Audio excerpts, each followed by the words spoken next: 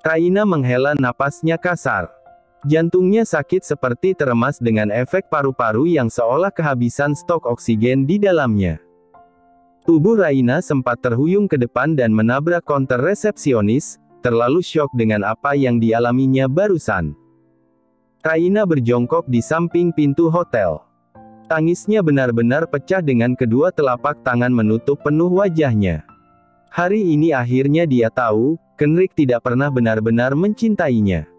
Semua yang dikatakan pria itu hanya omong kosong belaka.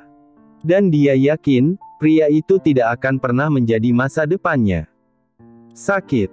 Lebih sakit daripada mengetahui kenyataan, jika papanya memiliki wanita lain selain mamanya.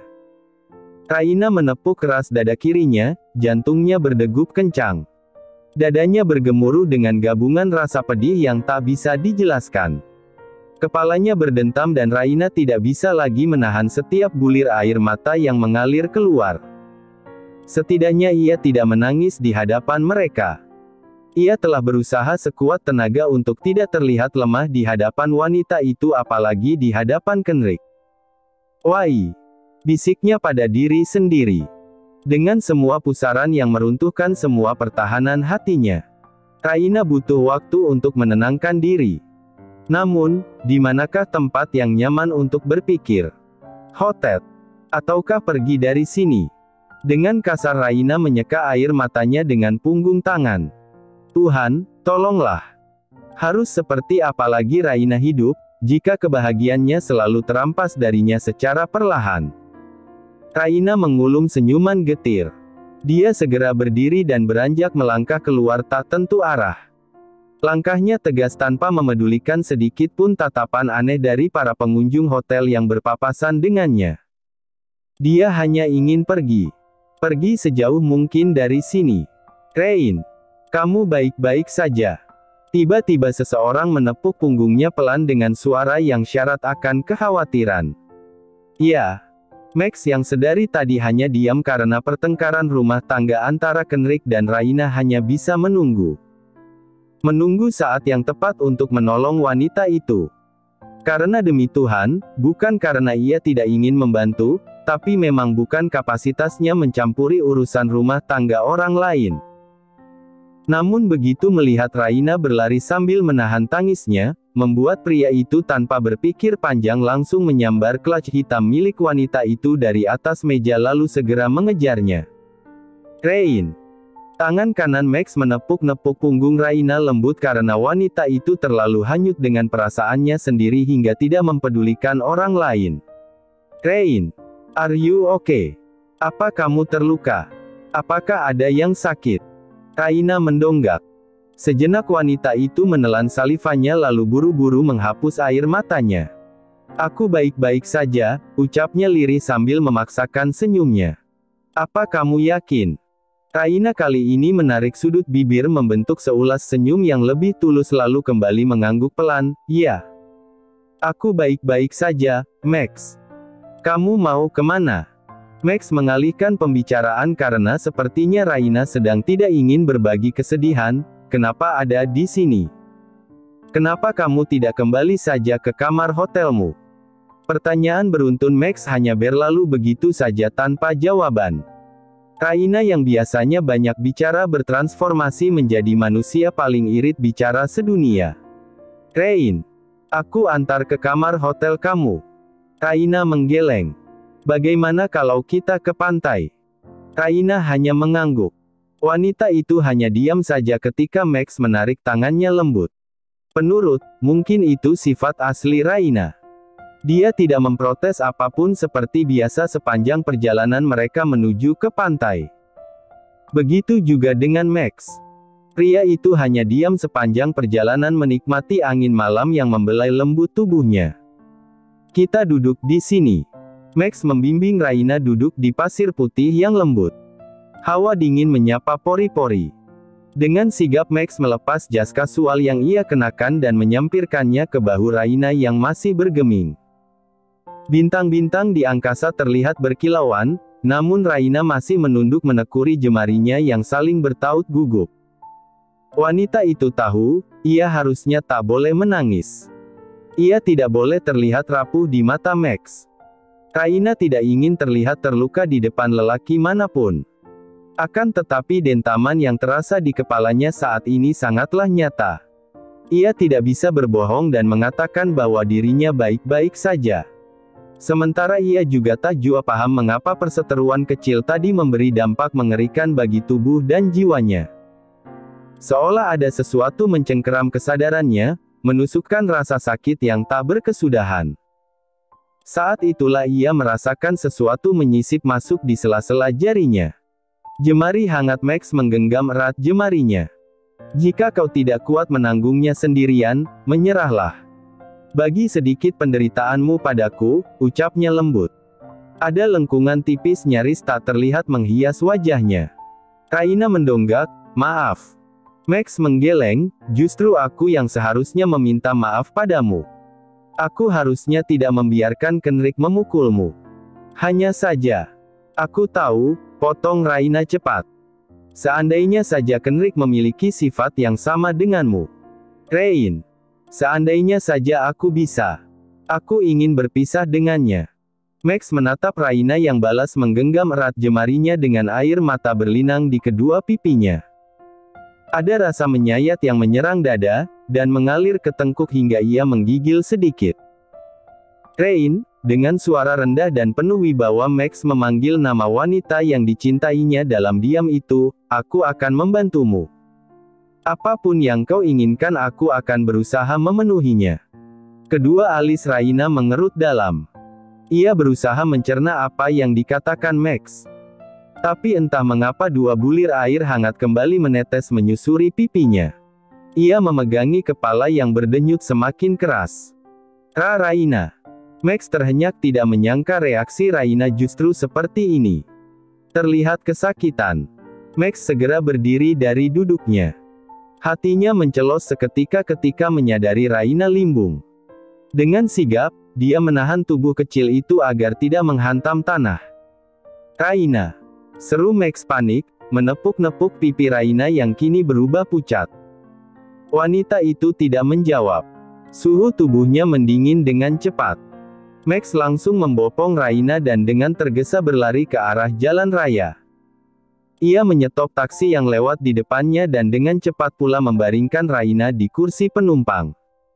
Wajah wanita itu masih pucat pasi. Max tak mau banyak berpikir.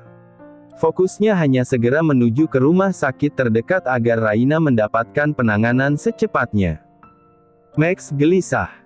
Sesampainya di rumah sakit Bali Mandara, pria tampan itu tidak bisa dan tidak mau duduk tenang di ruang tunggu. Ia terus mondar-mandir tak karuan di depan ruang IGD. Meskipun wajahnya dipenuhi kekhawatiran, tetap saja pesona seorang Maximilian tak terbantahkan. Beberapa orang berbisik menggunjingnya namun ia tidak peduli. Kali ini otak Max benar-benar terkunci. Ia tidak bisa memikirkan hal lain selain Raina Chandradinata yang pingsan di atas brangkar rumah sakit dan didorong masuk ke IGD. Tolong panggilkan dokter terbaik untuknya. Saya tidak peduli biayanya. Tolong berikan dia yang terbaik. Seru Max nyaris setengah berteriak pada dokter jaga yang sempat mengangguk sebelum menghilang di balik pintu. Puan, silakan masuk, dokter ingin bicara pada Anda. Seorang perawat wanita yang masih terlihat muda dan cantik memanggil Max untuk masuk ke ruang konsultasi.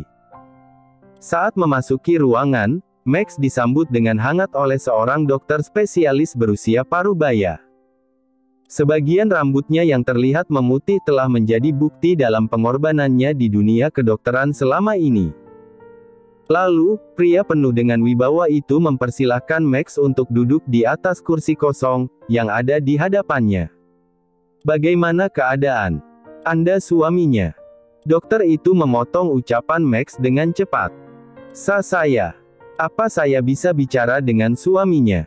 Saya saudaranya. Suaminya sedang tidak berada di sini sekarang, dokter, Anda bisa menyampaikan semuanya kepada saya, tentang keadaan Raina. Jadi, apakah keadaan adik saya baik-baik saja, dok? Tanya Max. Dia tidak bisa menyembunyikan perasaan takutnya, bahkan jari jemari tangannya terlihat mencengkeram erat satu sama lain. Mrs. Raina hanya tidak sadar bahwa ia telah hamil dan mengalami keguguran saat kandungannya belum mencapai usia 4 minggu, jelas sang dokter lagi. Penyebabnya mungkin karena terlalu lelah, stres, terkena benturan dan juga terlalu banyak meminum obat-obatan yang mengandung retinoid untuk kecantikan. Kami sudah melakukan serangkaian tes untuk memastikan hasilnya dan sekarang Mrs. Raina hanya membutuhkan waktu yang banyak untuk beristirahat.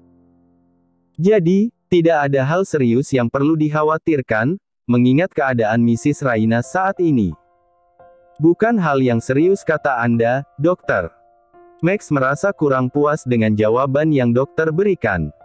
Dia keguguran dan Anda mengatakan, kalau itu bukanlah hal yang serius. Kami ikut berduka, Anda dan keluarga kehilangan janin itu. Tapi terlepas dari semua itu, kondisi Mrs. Raina sekarang sudah baik-baik saja. Anda tidak perlu khawatir. Max menggeleng. Tidak, saya ingin Raina mendapatkan pemeriksaan secara menyeluruh dan saya tidak ingin, jika ada satu bagian pun dalam tubuhnya yang terlewat, dokter, balasnya. Dokter bisa melihat kekhawatiran yang dirasakan oleh Max, pria yang ada di hadapannya. Padahal, dia sudah memastikan bahwa keadaan Raina sudah cukup sehat sekarang, meskipun tubuhnya masih kelelahan, akibat perdarahan yang terjadi padanya beberapa waktu yang lalu. Namun, secara keseluruhan, keadaannya sudah baik-baik saja. Raina hanya membutuhkan istirahat yang cukup dan melakukan pola makan yang baik, untuk memperbaiki sisa rasa lemas dan sakit pada tubuhnya. Namun, sang dokter tidak bisa mengabaikan ekspresi khawatir pada wajah Max, yang terpancar jelas pada sorot kedua matanya. Max benar-benar mengkhawatirkan keadaan Raina, yang tengah tertidur di atas brangkar pasien karena kelelahan saat ini. Baiklah, saya akan melakukan pemeriksaan ulang pada seluruh tubuh Mrs. Raina. Max merasa sedikit lega, setelah mendengar persetujuan yang dokter katakan atas permintaannya. Dia berpikir, seandainya Raina memiliki penyakit sebelum atau sesudah mengalami keguguran, dengan pemeriksaan menyeluruh itu, penyebab penyakitnya pasti bisa langsung disembuhkan. Apakah Raina tahu bahwa dia telah mengalami keguguran, dokter? Belum. Jangan katakan apapun kepadanya, biarkan saya sendiri yang mengatakan semuanya, dok. Tapi, saya mohon. Dokter mengangguk pelan, baiklah. Tapi sebaiknya Anda tidak menyembunyikan apapun. Mrs. Raina berhak tahu apa yang sudah terjadi. Lalu, apa saya boleh menemaninya sekarang? Tidak, dokter menggeleng cepat, tolong biarkan Mrs. Raina beristirahat. Max terdiam, seperti memikirkan sesuatu. Ia tahu bahwa Raina memiliki sifat dan sikap yang begitu keras kepala. Jika ia menemani Raina dan wanita itu terbangun, pasti wanita itu akan berpura-pura sehat dan menunjukkan bahwa keadaannya baik-baik saja. Lalu, wanita itu akan memaksanya untuk kembali ke hotel atau bahkan meminta untuk kembali ke Jakarta secepatnya. Setelah mempertimbangkan semuanya, akan lebih baik jika Max menjaga jarak dari Raina untuk sementara waktu dan membiarkan para tenaga medis yang mengurus keadaannya. Baiklah. Max mengangguk, kemudian mengajukan permintaan kepada sang dokter, agar menjaga Raina dengan sebaik mungkin dan memastikan bahwa wanita itu selalu baik-baik saja. Sebelum akhirnya, ia pun pergi meninggalkan ruangan itu. Suara gemericik air terdengar di ruangan besar berkeramik dengan motif mozaik Bali. Hitam dan putih. Warna hitam yang elegan dan terkesan mewah seharusnya membuat siapapun yang menggunakan kamar mandi itu akan merasa nyaman. Namun kali ini kenyamanan tampak tak hadir di dalam hati pria itu. Tubuh yang dibentuk sempurna tengah diguyur air hangat dari dua pancuran yang tergantung di langit-langit sekaligus dari kepala hingga ke seluruh tubuh namun tak mengurangi kegelisahan dalam hatinya. Rambut kecoklatan yang basah menutupi kening sebagian. Pria itu membiarkan iris sebiru lautan miliknya tersembunyi di balik kelopak mata. Pikirannya mengembara. Baru pertama kali ini ia tidak bisa konsentrasi. Vanessa pingsan, dan Raina memilih pergi. Karenanya ia memilih kembali ke kamarnya untuk menenangkan diri. Alih-alih tenang, Kenrick justru mendapat tekanan lebih banyak ketika dia sampai di kamarnya. John datang bersama Edward. Meski mereka pergi lagi tak lama kemudian, namun ucapan Edward saat masuk ke dalam kamar Presiden Suite hotel pribadinya masih terngiang jelas di telinganya. Akhirnya kau datang juga. Aku menunggumu selama berjam-jam. Ed terlihat kesal melihat Kenrick tidak mengeluarkan reaksi apa-apa mendengar ucapannya. Untuk apa kau datang? Tanyanya datar. Edward berdecak, apa begitu sambutanmu terhadap sahabat? Pria tampan itu mengembuskan napas lalu terkekeh pelan, kukira kau bermalam di kamar salah satu wanitamu. Tapi ternyata kau dicampakkan oleh keduanya. Aku hanya ingin sendiri. Edward menyilangkan kedua tangannya di dada, kau tahu Ken, sebagai CEO sekaligus pemilik perusahaanmu, aku akui kau memang sangat luar biasa. Tapi sebagai pria, jujur aku tidak tega Raina mendapatkan pria seperti kau. Itu bukan urusanmu. Lepaskan Raina. Itu akan menyelamatkannya untuk sementara. Melepaskan. Hampir saja Kenrick tersenyum sinis. Namun ia sudah sangat terlatih untuk menjaga ekspresinya sedatar kilauan granit yang diinjaknya. Edward sama sekali tidak memahami dirinya. Kami sudah menikah, lagi-lagi Kenrick menegaskan hal itu. Edward tampak makin jengkel, kau tahu, aku bahkan rela terbang dari New York ke Jakarta lalu ke Bali. Ini semua kulakukan demi kebaikan kalian. Tinggalkan Raina untuk sementara, Kenrick Regan. Kenrick menggeleng. Hanya untuk sementara, Ken. Aku tahu kau sudah mulai mencintainya. Tapi ini untuk kebaikannya dan juga kebaikanmu, bodoh. Rahang Kenrick mengeras. Sejenak Edward bisa melihat kilatan tidak senang di mata Kenrick. Hanya sesaat sebelum kemudian semua kembali datar. Oke. Aku akan meninggalkannya setelah ia memberiku penerus. Kau gila. Hanya itu caraku untuk mengikatnya, Ed. Seorang anak. Kau sudah membaca email yang aku kirim. Ya. Edward mendengkus kesal, kalau begitu kau tahu kalau kau harus melakukan secepatnya. Dahi Kenrick mengernyit dalam, kau kira semudah itu? Edward mengedikkan bahu, tentu saja. Bukankah kau sering melakukannya? Ed, aku benar-benar tidak ingin bercanda.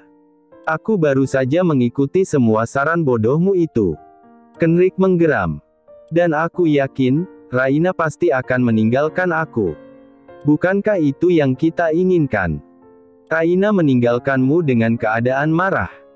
Agar Vanessa tidak terlalu curiga terhadapmu.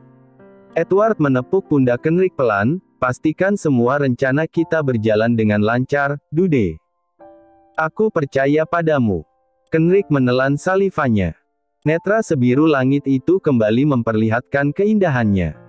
Di bawah guyuran air yang menghantam kepalanya, Kenrick masih bisa dengan jelas merasakan dentaman bertubi. Ya, mungkin semua untuk kebaikan Raina. Tapi apa yang sudah dilakukannya? Menamparkan seorang perempuan.